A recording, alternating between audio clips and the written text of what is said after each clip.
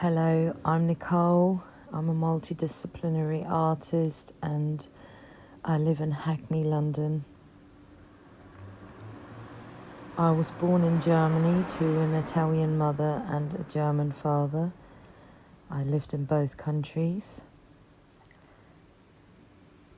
The impact that had on my worldview was that I never quite felt at home here on Mother Earth until I moved to England much later to study expressionistic dance with Austrian Hilde Holger in Camden Town in the 90s, and then I did various other things like being in bands and touring and designing children's wear and organising children's wear trade shows. And so I've always been in the creative sector, but I think I never saw myself as an artist because I had difficulties with labelling and putting myself in a box. So then last year I completed my master's at the Prince's Foundation School in Traditional Arts, where I had the opportunity to dip into a lot of different techniques and styles and learn a lot about pigments and the alchemical process. I then decided to dive into the sacred geometry world and also felt drawn to work with clay because it was just intuitively what I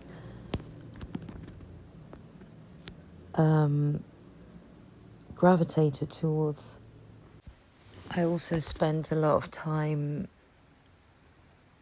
reading about or finding out why we're here, our existence and what we're here for and what we bring. And I try to express that through my art. There were always a lot of questions asked as a child and a lot of things which didn't make any sense. And I think the older I am getting, the more at peace I am with the questions and with the solution that some questions are just unanswerable.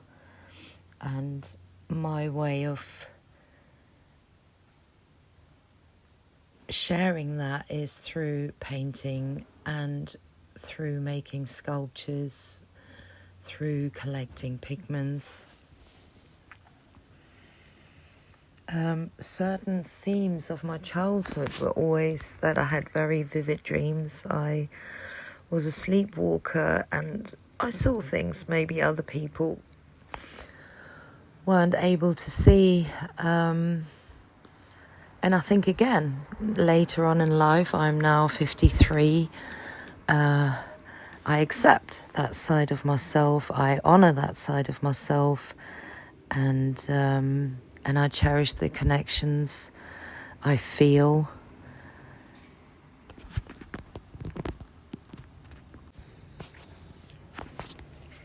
Also, my art is probably influenced by prehistoric Neolithic sites. Fascinate me what our ancestors left behind, the goddess figurines, the divine feminine, symbolism, numerology, the connection between the earth and the heavens, and how disconnected we became from all this So I try to re-evoke that within myself when I practice, when I search for pigments, when I harvest vegetables, when I make inks, when I walk the land, when I prepare the pigments, the whole alchemical process of grinding the pigment and preparing it to make my watercolor paint. For me, that it feels like a ritual and honoring to Mother Earth. And when I then use these pigments which have been found in certain places, I don't have a concept, or maybe sometimes I have a concept, but that most of the time that doesn't go to plan. So I sit down and meditate, and it's silence I crave, and I let the paint guide me of what wants to manifest. So and also that applies to my sculptures. So I form the clay in silence and deep meditation. I just came back from an artist retreat I created for myself in a shepherd's hut on the borders of Wales over 6 months, where I was immersed in nature. And yes, I walked that land and created a lot of pieces which were quite different from the ones I did before. And I think that goes back to the not wanting to be put into a box. She is that, she is this, she is that. I am fluid. I create what comes in that moment without telling myself or being told what that should be. As said, influences, I get very inspired by certain women who started creating art later on in their lives, maybe going through a spiritual rebirth and expressing their connection to spirit through their art, which is very unconventional. My biggest influence is Emma Kunz. She was a Swiss, or she lived in Switzerland, and she used the pendulum to create geometric forms, which she then used in her healing work. So it isn't art per se, it is art for healing, and she very much inspired me in her ways and how she tended to her garden, playing music to her plants. I would say Emma Kunz. There are many more. I could have a row. Hilma af Klint is another one. Rudolf Steiner, Carl Jung. So we're coming from the more spiritual aspect of art per se than established artists from the past. But yeah, there's a lot of stuff which inspires me, but I think it's nature and human connection and heavenly connection which are my main inspirations. My focus right now is letting the work sink in that I created in Wales, and participating in community work and gardening and being creative in other ways. And I'm planning on organising another retreat to go to South Italy. My grandfather was from Naples, and to walk that land and to find pigments on that land and to be open to what that will manifest in. And also in South Italy, the Virgin is very venerated, so there is a lot of the sacred divine feminine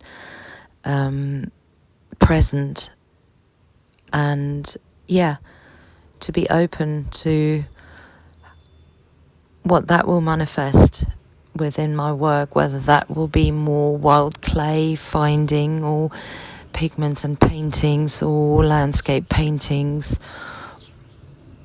Who knows? I'm open, so we shall see. The biggest challenge of being an artist is to be kind to oneself and not to be my worst critic, and also the financial aspect of being able to survive as an artist, selling work, which is so personal and part of my journey, feels very wrong at times, and at other times it feels very right, because once I finish the work it feels like it doesn't belong to me anyhow. But the whole process of networking, trying to organize exhibitions, social media, etc., I find quite overwhelming at times. And I'm very grateful for the connection I have with the Psychic College in London and Kensington. The College of Psychic Studies is the correct name, where I occasionally give workshops, and they have been very supportive of me, which I appreciate. And also having periods of intense work, which works for me, like as said, residencies or alone solitude time, to connect deeply and dive into that space where I'm able to create, and then having periods of going out and doing community gardening and being part of this beautiful world we live in, and spreading some insights I may have found in my solitude. The advice I would give to my younger self is trust your intuition. Trust your intuition, and don't let anyone else tell you what you should and shouldn't do. The unconventional mediums and techniques, I guess, yes. I mean, my techniques are ancient techniques, and this is what I love, because they come from the earth. I can make my own pigments and materials, and they don't pollute. So I don't use acrylics, I use watercolors, and the techniques vary. I use a lot of techniques which have been used in ancient manuscripts, with very fine brushes and overlaying of paint layers. I also experiment with inks and what happens. I do botanical prints with flowers. As long as I don't use chemically produced materials, I'm pretty much open to all sorts of experimentations within my field. I do listen to music sometimes one of my favourites is Laurie Anderson when she reads the Bardo. So it's somehow amazing background and deep diving into different universes. So I can highly recommend that. I'm not very good talking about my artwork because, as said, it manifests and whoever looks at it might get something different from it. The best reaction I had was my dear friend coming to my exhibition, and she hadn't seen my work beforehand as one body of work, and she stood in silence and for a very long time contemplating, and then there were tears running from her face and a massive smile and goosebumps. And yeah, I think that was she knew what it was about for her, and I think that reaction meant a world to me. Other reactions are that people find it interesting. Most people want to know more about it and maybe want me to share more of myself, but then I detach myself from my work, so I find it a little bit difficult to make something up on the spot. I can just talk about how I felt in that moment, and but sometimes that goes because that moment was, and recollecting it is not the easiest. But yeah, I had interesting comments. Obviously, you know, the norm is comparing, so I've been compared to Hilma af Klint, and yeah, I don't know how I feel about that. Yeah, it's I feel honoured if people compare me to Hilma af Klint, because I think she was an amazing woman and creatrix.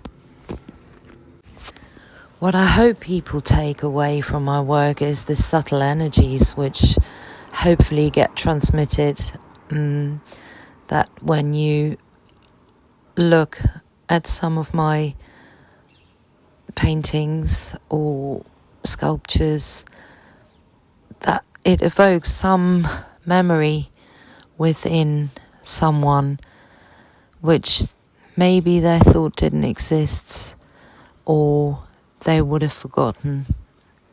So yeah, that I wish. Upcoming, I have an upcoming workshop of intuitive clay making later on in July at the College of Psychic Studies in London. But I also update my Instagram page regularly, so if people are interested in keeping in touch, I have an Instagram page which is at Nicole Frobusch, quite simple. And I also have a website, but I'm a bit slow in updating